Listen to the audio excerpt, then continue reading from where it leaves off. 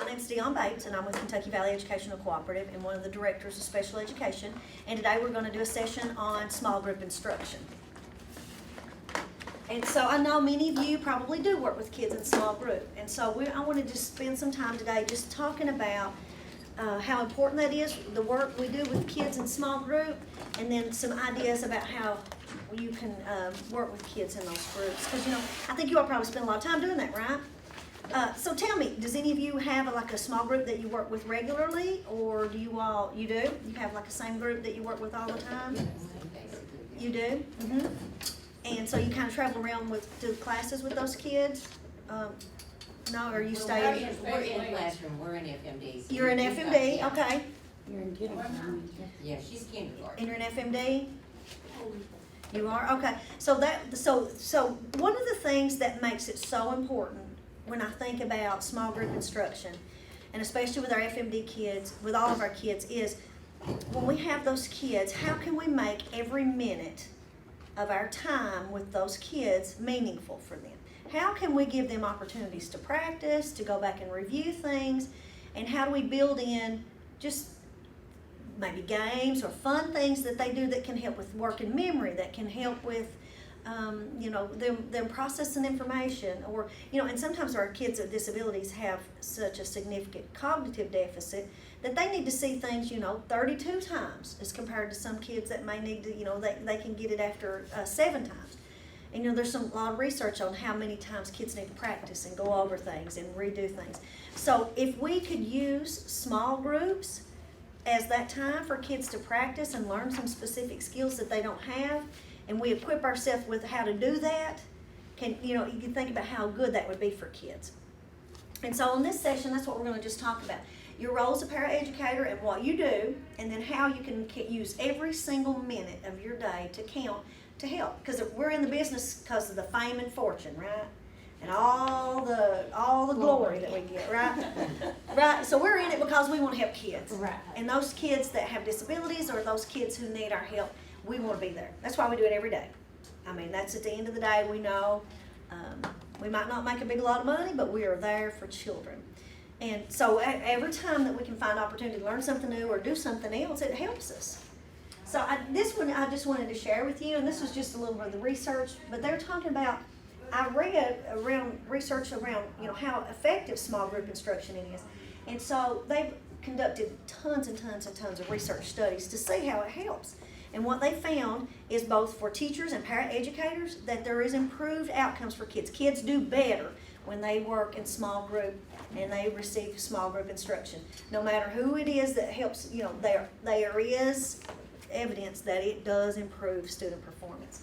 And so a couple of different things that happen in that small group instruction that I felt like that gives kids that opportunity to grow and get better. And one is they get to tell you what they know in a small setting. If our kids are in a big setting, they don't want to talk, or you don't know what they know, because our kids generally will just kind of check out, right? They'll sit in the back, or they'll get in trouble because maybe they don't know how to do something. And so we don't always really know what they know.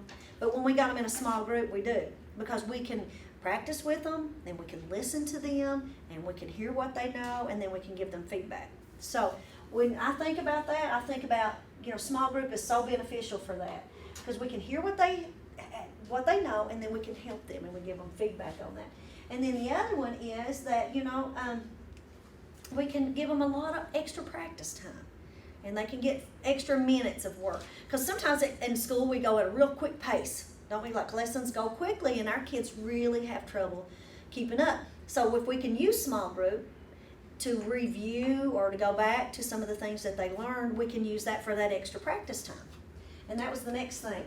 Small groups can be used for either enrichment, which means that you can do games with them. You can do things that are fun with them to help learn to count, or to learn numbers and shapes and colors, or to work on reading skills. So, just that enrichment piece, but also guidance. We might be teaching them something, and that doesn't have to just be math and reading. We might be teaching them a social skill. We might be teaching them how to do a behavior. So those are all times when we can work in a little small group. And then the other one is like reteaching. So if they were working on something in class and you know they had trouble with it, and you've been with them, like I said, you've been with them all day, you go back and you got them in that little small group at your little table working with them, then you know what you can do and how to work with them. So what we wanted to do was just to bring you some ideas and some resources and some things that you can have, so when you go back, you're ready. You got your little bag ready and you're ready to just start working with kids in small groups. And you probably already do, but this is just, we'll just talk through it and think about it. So a lot of times we put kids in different groups for different reasons. And you're probably in classes when we move them in different groups. So sometimes we'll put them in ability levels. Like you might have a high group and a medium group and a low group. So that's possible. Sometimes, we have them on the curriculum level, depending on what grade they're at and where they're at with the curriculum. Sometimes we place them in there with individual differences. Sometimes we put kids in groups because they can't get along with other kids in another group, right? I bet that's happened too. So that's another reason we do that. Then sometimes we just put kids in different random groups. Because if kids that have disabilities stay in the same group with the kids that have disabilities, they're never going to get to hear what the other kids know. So sometimes it's important that we mix them up. And you'll be part of that sometimes too, that you might have some kids that are a little better at something than the other kids. And so the part of that is you can just help with making sure the group runs smooth, that they can follow the directions, that they know what's going on. So there's all kinds of roles that we have to help with small group. And sometimes we might be just teaching them social skills, right? So you might be teaching them how to interact with others, or to talk to each other, or how to ask, how to raise your hand and ask questions. So there's lots of different reasons that we have kids in groups. And sometimes that you're at school, you all are probably doing it. Is anybody in high school? Does anybody do high school in this room? Okay, so sometimes you all may work in a small group and it look a little different than it looks like at the elementary level. At the elementary level, sometimes we have like guided reading groups, but at the high school level, you'll probably have different kinds of groups. Do you all have, do you go to all classes like reading and math and social studies and science? You all are just right in that same room. But that's okay too, because you would use the same kind of thing. You could use those guided reading groups, because what you're doing, if you're just working in a reading group, you can use the same thing for math, but if you're just working in a reading group, what can I do as that facilitator for that group? Well, one of the big things is listen to students while they read, right? So you might be checking to see if they understand. You might be looking to see what their fluency is, like we talked about in that other session on progress monitoring. You might want to just find out how well they're reading, how many words they get right a minute. That could be part of your job as a paraeducator working in those groups. But also, if we could see what the kids are having success with versus what they're having trouble with, right? Because that's a big clue to how to help a child, is to be able to figure out what they're good at and what they need help with. Also, it's important in those groups that you interact with the kids. The kids get to hear you talk about that content and to have discussions, and because you are good models for them, right? Like I said, if they spend all their day with all the special ed kids and they don't have good conversation or a chance to talk about things, then that impacts, their learning. So that's another thing that's really important in this work. And then you can also help make notes. So if you're with a kid most of the day, or you're with a small group of students, that teacher might not travel. There might be teachers that don't travel, so all of them don't know. But you are the one that's with those kids all day long. So you'll know things about kids. You'll know stuff about their behavior. You'll know stuff that happened. They'll tell you what happened at home, or they'll tell you about what happened with mom and dad, or whatever. So you have information that is very important for how we help kids. And so, again, you'll get that information as you work and run those groups. Have you all ever used stations? Does any of y'all ever use stations when you work? Y'all do those? So what stations are is that once you've gotten the instruction, we divide kids up into smaller groups. And based on, like I said, it can be based on the different ways we divided them up. It might be based on what they can do. It might be, if you're in an FMD classroom, divided up based on their IEP goals.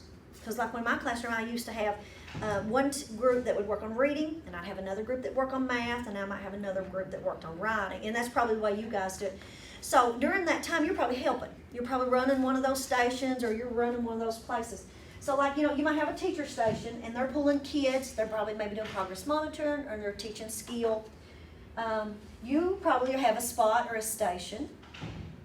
and then you're working with kids, right? Maybe kids are coming in and out of your group, but you've got your own station, and then you've got an independent station, or you might have a station where a special ed teacher comes in, right? So you might have speech language pathologist that comes in. But when you're thinking about station teaching, that's one of the most effective ways to get that collaboration. Because what's happening is every single student that's in that classroom is with somebody or engaged in some kind of activity. If there's not another teacher or a reading recovery teacher or like a Save the Children person, then it might be an independent station. And that's when they can work on their computer-based programs and that kind of thing. But the whole idea when you work in small group is using stations. And so as your role, you can help run and facilitate a station. So you could do that, and then again, like I said, if it's reading or if it's math, you work with the teachers or the teachers if they go out to the multiple classes, and you talk to them about what does that kid need to work on, what is their goal, and then you can work on that at that small group station. And that leads me into that next slide. Is how do I help? What do I do at my station? What do I do? And so, flashcards. Flashcards are a great thing. You can do with the Doge sight words, you can do those with multiplication facts. So there's things that you can do that's right there at that station that you can work with kids and you can have them with you. You can have that stuff, you can carry it in a bag, or you can carry it in a cube, or you can have it, you may even have your own table in that room. Sometimes you have your own space where you work. Sometimes you move around. And we'll talk about that just a little bit. But you could give them drill and practice, right? You can give them practice turns. You can give them something to practice, and then you give them feedback on it. It might be simple math problems. It might be simple multiplication problems. But you give them some, and then you give them some feedback. And then you could just be leading that group, or you could help with the specially designed instruction. And that's what we do with students. That's what we do for students, and we provide them instructions that's special to them. So let's think our students with disabilities need special instruction, right? Because they don't learn the same way everybody else does, or they don't get that same opportunity. So there's some things that you can do while you're in those groups, in those small groups, that can help with that learning. And so I've got a little fun thing. Well, we'll just do this one right now, but I'm going to let you all think about this one, and then I'm going to talk about it in that book. This little activity we're going to do, we can do all kinds of different things with this activity. But what I'm going to let you do is just cut your letters out and give you a minute. And I'm going to tell you where I got those from. Everybody that came and participated today got Paraprofessional Essential Guide to Inclusive Education. In the back of this book is already produced printables that you can use for about anything that you're working with kids on in that classroom. So if you've got your book, you've got some materials along with you, you have these ready to go when you want to lead a small group. And so that came straight out of this book. And I just wanted you all to get to do that for a minute, and we'll do a couple little activities with you. But think about this. As you're doing this, think about if you already had those ready and you were carrying them around with you, and you had them in your little envelope, or you had them in a little Ziploc bag. You could do some fun games with kids when you're changing classes, or if it's picture day at school. You ever have that and you're interrupting your daily schedule and you're trying to sit there with a group of kids? What if you had a set of sight words, right? So there's lots of different things that you can do with that. And before you leave today, I'll make sure I give every one of y'all a pack of these. I think they're still over in my office. So you can have, again, this book that I shared with you has the reproducible letters, but you could use any letters that you wanted to use. You could just run them off of any kind of letters. You could make your own letters. But you could have a set of those. You could have a set for you. You could have a set that kids worked in partners with. Or you could have a set for every student in your small group that you work with at your station, right? Or at your table. And so all the kids, one of the activities that you could do is what you just did, was to put those all in alphabetical order, right? And then you could see right there what would you know if you had kids do that? That they know where they were. Mm-hmm. That you know if they know them from A to Z. You ever had that happen when you say, kids, well, they know the ABCs, and that's because they can sing the ABC song maybe, right? But maybe they don't really know what those letters are or what those letters look like. So that's one way to assess, do they know all 26 letters, right? That's one way you all can do it. But could your kids have fun putting those together, right? And I noticed that each one of you all did it just a little bit different, right? Some of you put them in a straight line, some of you put them in a moon shape, some of you made 2 rows. But kids can have a little variance on that. But so you could let kids mix them all up and say, okay, take those cards and put them all from A to Z. Okay, so you got them to do that. So has everybody got their cards from A to Z? Let's think of another activity you could do with that same set of alphabet cards. There's a little thing on the bottom of that one sheet, and it says sounds I know or sounds to practice, right? So you could give them like a flashcard, like we were talking about. You could hold up the letter. Do they know them or do they not know them? Another thing you can do is take out maybe the G. Turn your G over and turn your Q over and turn your W over.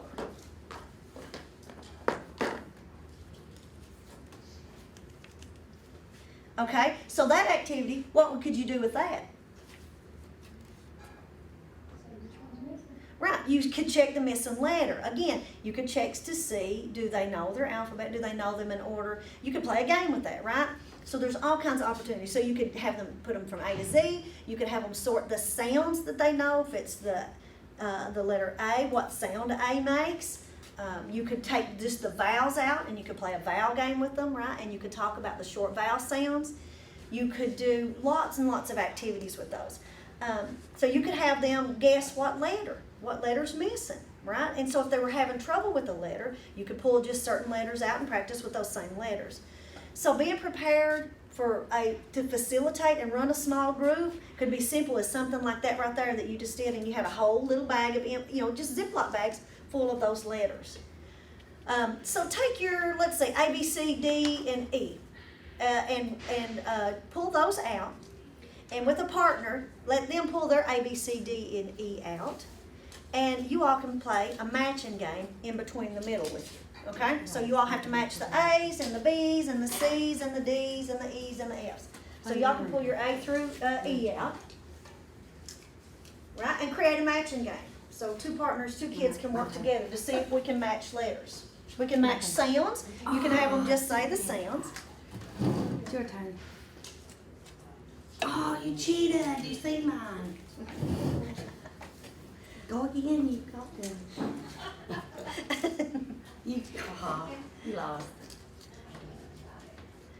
You watch me put this down there, you cheater. Yeah, that Can you might tell be we work at the same room? Okay. We have those at our school. Oh, man. So what we teaching here, there's a couple different things we're doing here too, right? We're teaching taking turns. We're teaching some social skill interaction. And we're also teaching some alphabet. She cheated, teacher. She got all three of them and I got one. Or four.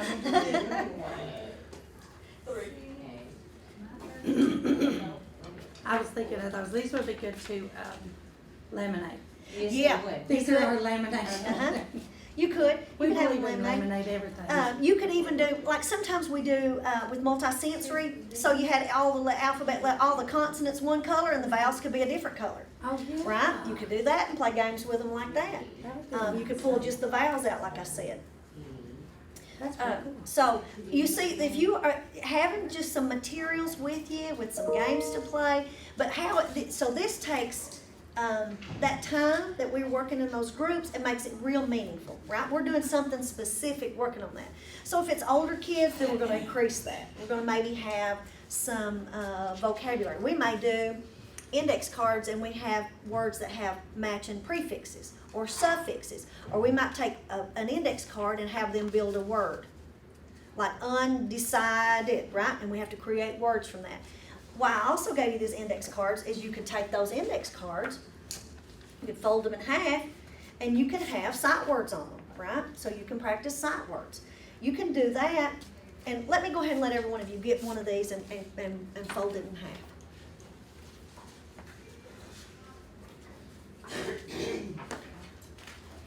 Write the word THE, the. And there's some markers in your cubes there, right over here. So, or you write with your pen, it doesn't matter. You all can take one and pass it down however you want to do it. Just write the word the on there, or the. I want purple. That's my favorite color. And you're going to write it on both sides. Because just say you're running a center or you're running a small group, you're going to have the word the wrote on the both sides. So I'm going to practice on sight words, right? So this is one of my activities. So all I need to do this is a marker and an index card. Right? So I've got a marker and an index card. So I'm gonna set this up on the table, and maybe I have a couple different words. Okay, I'm gonna have either kids choose the word, that's the sight word, or I'm gonna say, okay, everybody show me the. And everybody has to show me the. I'm gonna say, have the word I, or am, or on, or whatever that sight word is for their grade level. And you can have a few of those that they're working on, and you have them choose them, right? And I say the. Everybody say the. What is the sight? What is this word? The. Right? And you let them practice. That's where I was talking about. That's that drill and practice activities. If they're having trouble with sight words, those are just real simple little things that you can do in that small group to help them practice and give them more opportunities for practice and feedback. So you can do that. Like I said, you can make these with vowel sounds. We used to do these all the time and just take an index card, and it doesn't matter what size, but maybe let's say if I did an A, and I think you all have more cards at your desk, but you don't have to create these. But maybe I do A, and I would do all of them, A, E, I, O, and U, right? And then I would say, at my station for that drill and practice, what's this letter? A. What sound does the A make? Okay, so, and then I hold up the word E, the letter E. What sound does this letter make? Eh. So you're gonna listen to see what, when I say a word, you tell me what the letter sound is. So I say cat. These kids go cat, right? And it's just a little practice. It's a little drill and practice to help them with short vowel sounds and long vowel sounds. You can do that with blending words. You can do that with words that have beginning, middle, and ending sounds. But the idea is that you take those real simple little tools and resources that you can have with you, and you can provide that extra instruction, that extra practice, and that extra opportunity. And drill and practice for our kids is real important. They don't get enough of that. We go so fast in the classroom when we're teaching them that they can't keep up. So everything that we can do to reinforce that and more practice terms, it helps our kids. So that's one example of just how we can use some of those things to help learning. And you could do the same thing with math. You could do add, subtract, multiply, and divide, right? You could just have cards the same thing. And you would have to tell them, what is that? What is add? What is subtract? What's multiply? What's divide? So there's lots of different ways that you can use that. And so that's the next thing that we get to, is talking about, if you've got a space and you're going to be working with kids, you might need some materials. And just having those things like I'm sharing with you, this book that we got you guys has tons of pages in there. It has activities, like right here is those sight words. You could either put those on, that's those sight word list. You could put those sight words on index cards, and you would have that practice, right? So those are right there already accessible for you. So you could have a bag or a desk or a cube. I don't know what you all have. I don't know if y'all have a table that you work at. Sometimes when I traveled from room to room, I had a cart.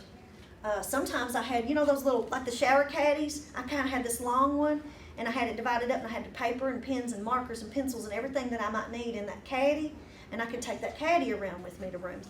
But if you think about using that, and you might have a desk, or you might have a table, or you may have a cart, or you may have a caddy. But whatever you have, think about what you need in there. What are you going to need so you don't have to go look for it? It goes back to that same thing. If for every single minute that you're with kids, what can we do to be teaching and learning? And if you don't have to go find pens or pencils, because how many times our kids don't have pencil or pen, right? 1,000,000 times. So we're not really worried about whether they have material like the pen or pencil. What we need to worry about is, are they learning, right? So this makes it more efficient for us. Do you have some paper in your little cart? And I'll just talk about carrying my little caddy, my little shower caddy in. I always kept markers and crayons in there.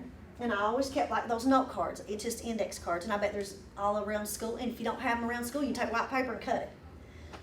I might have highlighters in there. And if I'm going to math classes or I'm working with kids in math, I might have my calculator in there. And then I might have a stapler and paper clips. And you all may have other things that you like to use that you would take around with them. But the thing about it is that we know the effective small groups are organized, and we're ready, and we've got our materials ready. And like I said, I carried around things in Ziploc bags. And so I'd have enough sets. I know some of y'all probably attended multisensory this morning. You take those multisensory tools that you with you, like your bead strings, Or you may have those already with you, and wherever you go, you go. Or you got you some scissors there, you got your little stapler there, you can do anything you need to do while you're with those kids. And so that's, if we think about that group and how we can prepare for that, it makes our day smoother and it makes it much better for the kids. Because you know how it is, running them down, trying to find a pencil or a Post-it note or a piece of tape or a staple. And you might have to, right on that moment, make them a little visual, right? You might have to draw something for them, or you might have to make them a little organizer. You know how it is with you working with kids and they're learning some new content. You are trying to figure out a way to help them learn, right? So you might write a 6-step list of this is what you do first, and this is what you do next, and this is what you do. And sometimes if it's our FMD kids, we might have to draw a picture, right? But if we've got that right there with us, that's how we can help support those kids in that small group instruction. We can go draw pictures, and we're going to do a Frayer model for vocabulary in just a second. So here's all kinds of like activities. So if you're working with reading, and you can adjust this based on whatever grade level you're working with.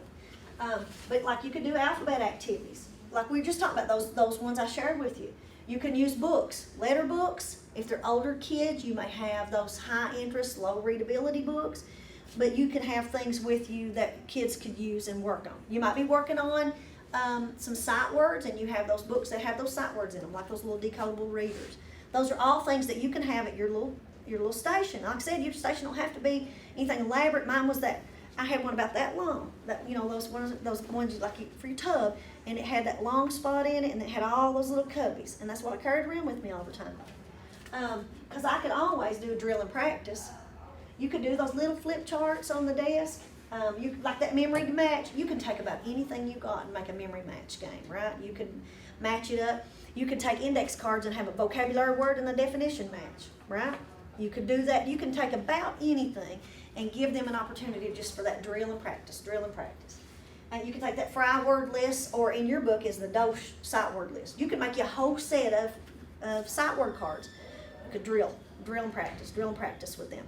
And then you could sort them. These are the ones I know, or these are the ones I don't know, right? And you could do that in your small group. Like I said, you can make your sight words like this. You might be working on a few that week, and you just practice them. And you let the kids make their own, and then they practice them, and then everybody's got a little set.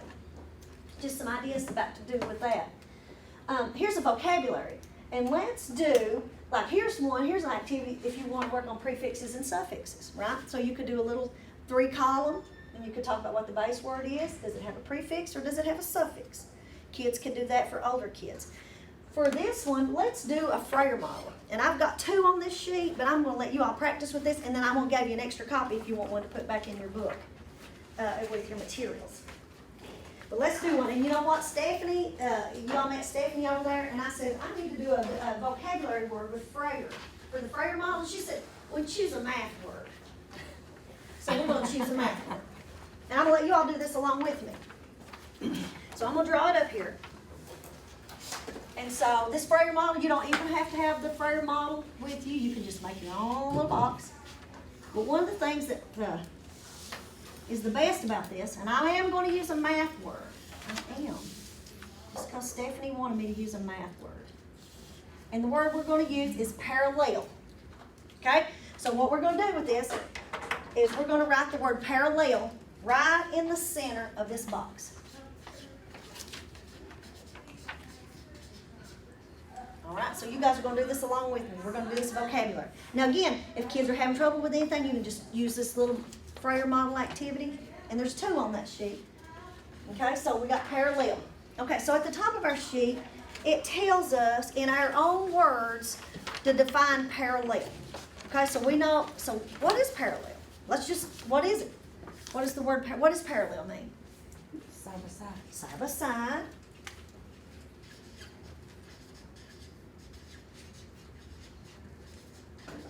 Side by side what? They don't meet. They don't meet. Could it be side by side lines? Side by side lines. Maybe lines that don't meet.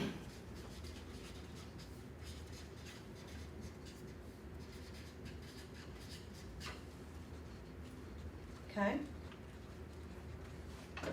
Okay, so that was our definition. Does that give us enough information? Could kids understand that one? Side by side lines that don't meet. Okay, So what is that characteristics about it or facts about it? What do we know about parallel lines? They don't meet. Okay, so we might have to, maybe that's what we put that, they do Yeah. not meet, they don't meet. Or they never meet They or never never cross. Yeah, never cross. Okay, what else do we know about parallel lines? They run together. Okay, they run together.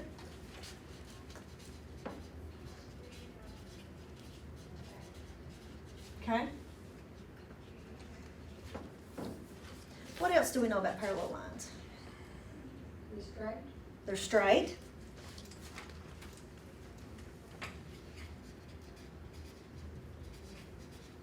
Okay. Anything else y'all can think of?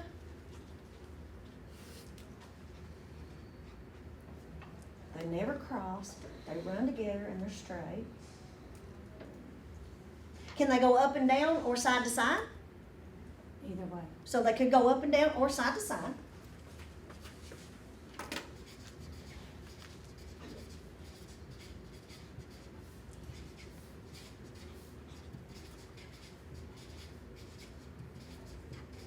Okay, can y'all think of anything else? If we can't, we can come back to it. So now let's look at, okay, so here is an example. So next, in this spot right here, this is where we write the example. So,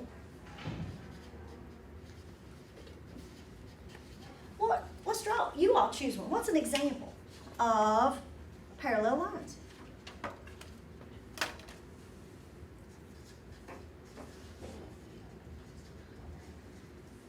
You got an idea? Well, let's say we're drawing it. Let's draw it. What does it look like? Two white lines on the road. Okay, Two yellow so, ones. so draw you two lines. Go ahead and draw that. Draw that right there for your example. Go ahead and put that, whatever you want those to look like, what you think that looks like.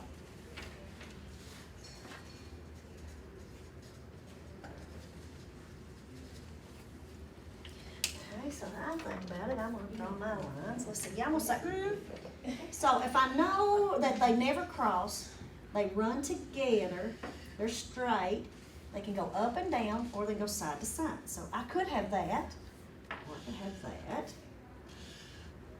Right? Well, what about if I do this right here? What if could they go that way? Yep. They could, As long couldn't as they match up. as long as they match up, because that's the most important part. Does it, okay, could it be side to side, or what would you call this one? Diagonal. Diagonal.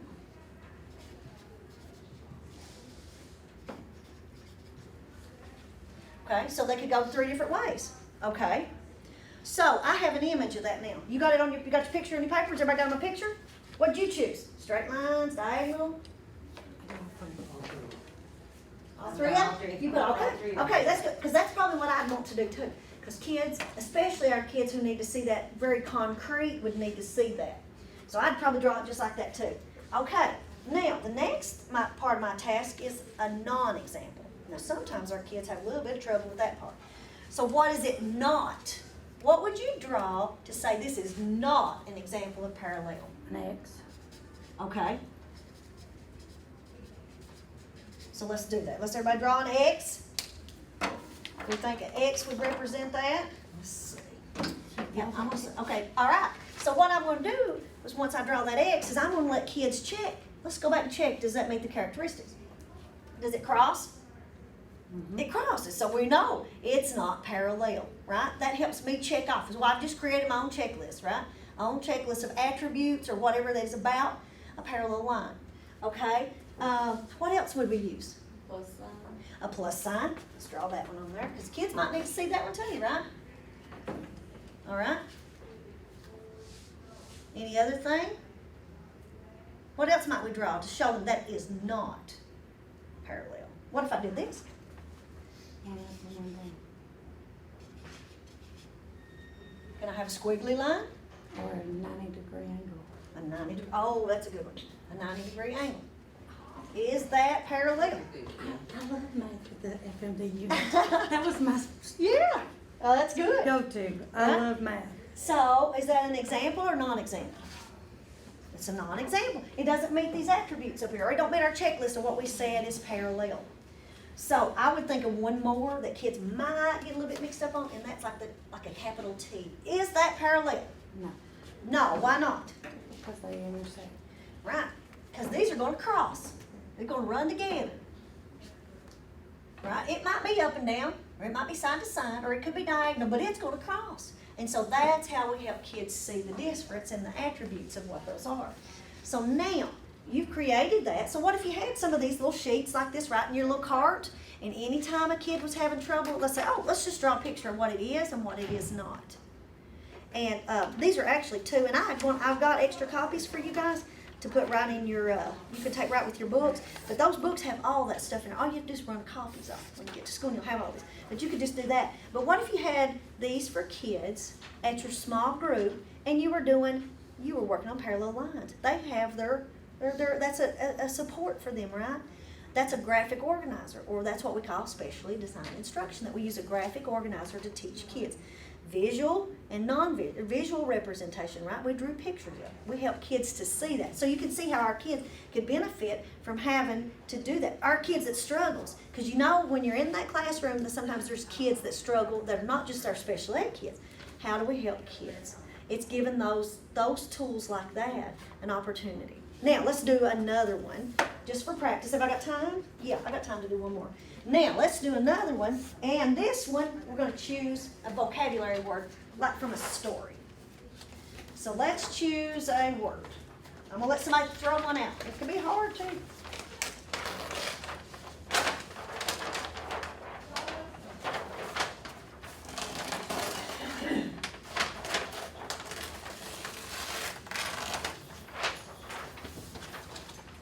Okay, so let's start us another one.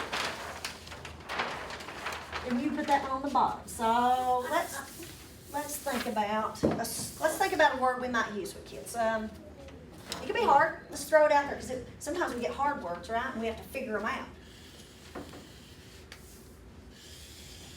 And one of the funny things was when I was teaching that my kids loved was how bad I was at drawing. They thought that was the funniest thing. So what is a word? Let's think about a story. What's a story you guys like to read at school? You can think every year they read. I don't like that. Okay, let's think about, what do y'all read every year? The gingerbread man. The Gingerbread Man. Okay, so what might be a word in the Gingerbread Man story?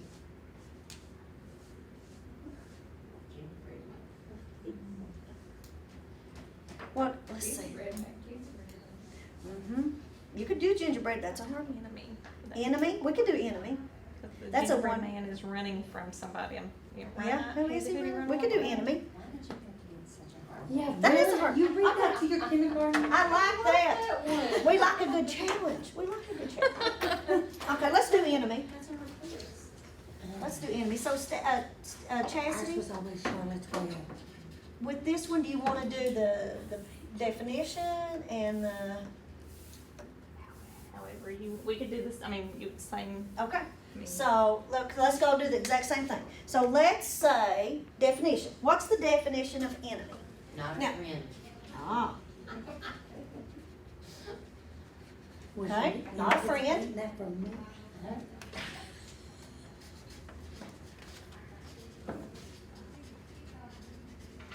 okay. What else would you call an enemy? Mean person. A mean person. Loretta's good at this one. Had a lot of experience. Some of that. The reality of that is we have had some experience with that one. All right, not a friend, a mean person. Would that be a word that they might have trouble with? Enemy could be. Mhm. So the next part of this one says characteristics are facts.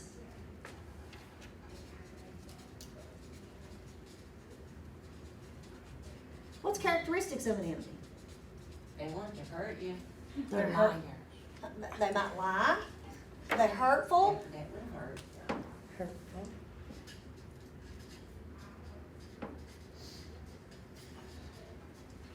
Okay. Anything? Sneaky. Sneaky. Okay. That become two-faced. Yeah. Mm-hmm. Loretta. The kids know what backstabbing was. They probably do. I've Yeah, heard grown-ups exactly. say that word, haven't They know more than we do. Yeah. they? Anything else?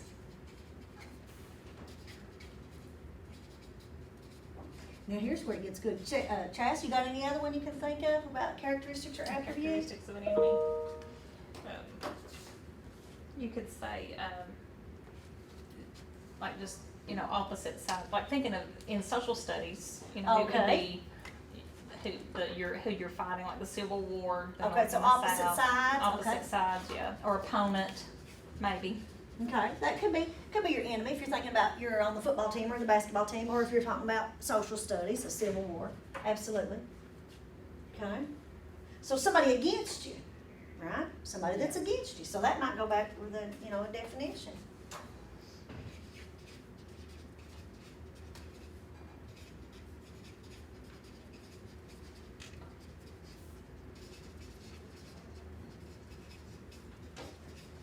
All right. So we've got a pretty good solid definition. You could kind of go with that with the kids that you're working with your group. Okay, what's an example? Let's think about an example of that. What might that look like? A mean face. Well, how would you describe Mhm. that? Like, an example of some enemies would be maybe like Tom and Jerry. Yep, you could do Tom and Jerry, right? Oh, that'll be fun. I'll draw that. I forgot you were drawing. That would be Tom. This would be Jerry.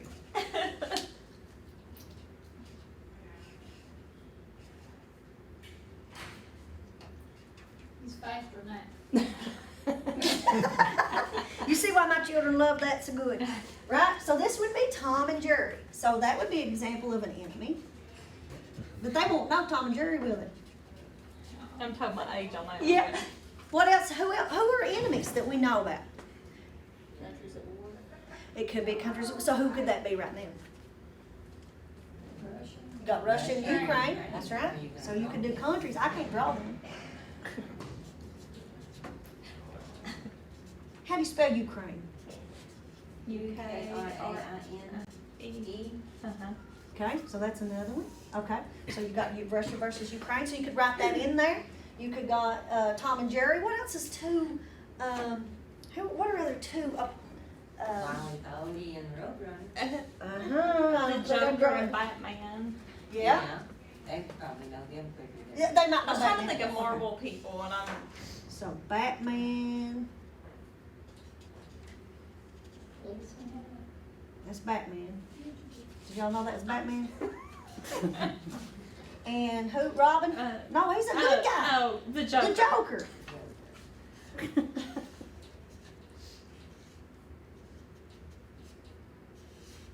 Cute. Love it.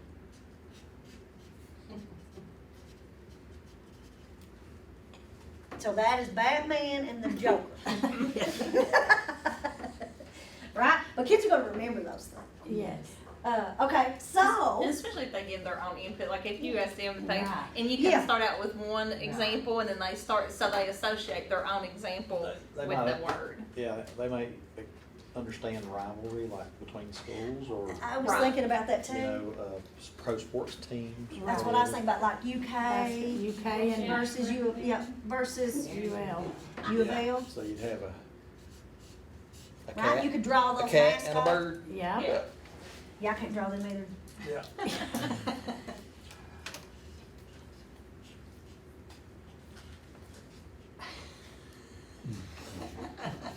It's cute.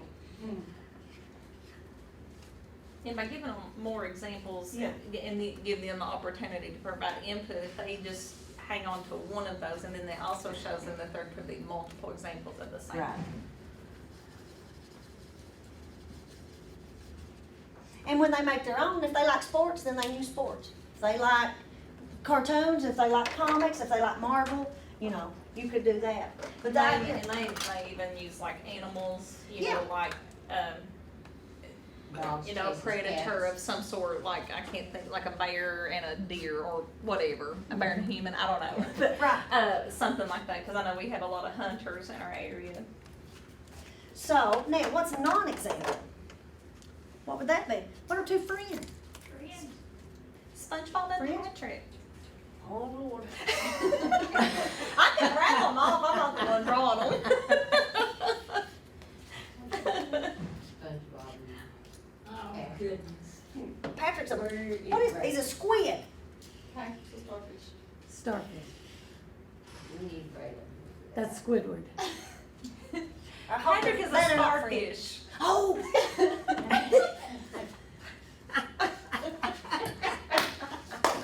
I love it. Perfect. So I would probably have to call him Patrick, in case somebody might not know what that is. All right, any others? Jack and Jill. Jack and Jill, they were buddies, weren't they? Mom and Dad. Yep. That's on Well, they could do Amy's it side. either. I've been my mother. That is a good point.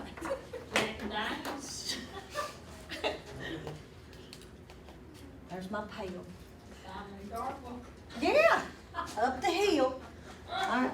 So anyway, but you see, kids it could be fun, but then they got that visual of it, right? So they know what that word is if they gotta go back and practice that word. So I always loved this strategy with my kids because they thought it was fun. And you could see why they loved when I was so bad at drawing. Because it just made them laugh. But we did it when we made it fun. And we could generate ideas. But then they would have their little notebooks. So you might have a few sheets that have math words on them. You might have some sheets that have reading words on them. And you can put them in a notebook, right? They can have their own. You don't even have to have a fancy notebook. They can have their little vocabulary notebook. Or you can have 10 pages of this stapled together. It don't have to be anything fancy, but stuff that kids can use but having their markers and their crayons and their colors and things to make it and dress it up, make it fun. That's what makes it fun for kids. So those are the big things when we think about that small group, but that's those Frayer models, and I think I only have just a few more minutes. So now another thing, like motor skills, like if you're working with kids on writing, some of our kids can't even form their letters. So you might just do things like let them cut out objects, right? Because being able to cut out, let's say, I don't know if y'all still have your scissors in front of you, but let me say cut out a square. Everybody cut out a square. On your scrap paper, I took all y'all scrap paper with it. You can use your index card. Cut a square.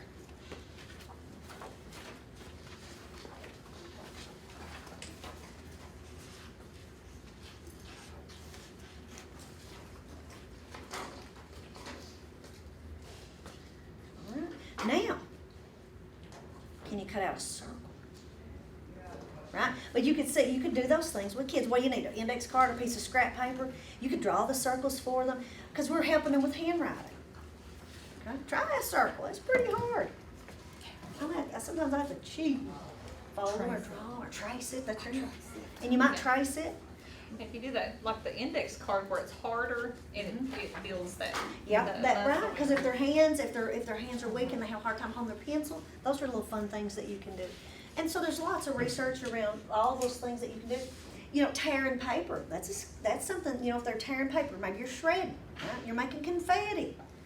That you teach them to tear because that's what you're working on. So it's not you're just not doing anything, but the things that we're doing are fun and they're engaging and they keep kids excited about coming to school. And we're not just working on a worksheet or just the same old stuff. We can mix it up a little bit. You can do cards. You can make your own cards just like we did today. You can make your matching set. They could just have pictures on them. There's all kinds of things in here, but you can just go on the internet and print off some picture cards and let them match them. You know, sometimes there's stories that they're working on in class, and maybe you could just print off some pictures from their story and let them play story cards, right? Let them put them in order. So there's lots of things that you could do to practice with them. And Play-Doh. Play-Doh's a good thing. Let them just roll it out and make letters. That helps their hands. That helps their pinching and their grip, and it makes their hands stronger. That helps them with their handwriting. And the same thing with letter formation. You can use sand. You can use pipe cleaners and let them form them. You can use a little thing of Play-Doh. It depends on what you have. Those pipe cleaners are great. Or those Wiki sticks are great. But pipe cleaners, you can get a whole big 1,000 of them for just a few dollars, and you probably already have them at school. And they call them Chanel sticks sometimes if you order them. That's the fancy name.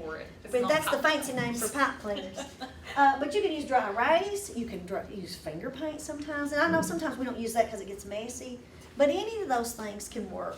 Sand is fine, but you all may already have those things in your room. But if you already had those ready in your little cubby or at your station, and what I always do with sand is I put it in a Ziploc bag and zip it back up, and then I take my plates and stack them back in there, and then I have my sand in a little bag. So when it got out time to do working on letters, we just dumped our sand in our little plate.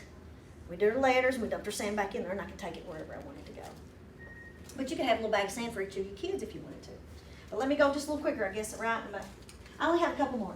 The other thing is just like we were doing the Frayer model, if you had some little organizers that helped kids, like the hamburger is a way to write a 5-paragraph sentence, or you can write a story with the hamburger.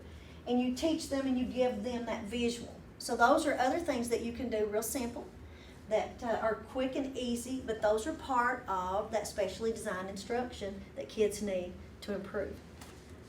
And in math, you can have your little cart, you can have like visual models. And so it was just like I was talking about here with this. This is a visual model of parallel lines. So if they have some visual models of what that looks like, you could have those right there with them. You could do that vocabulary like we did with the math.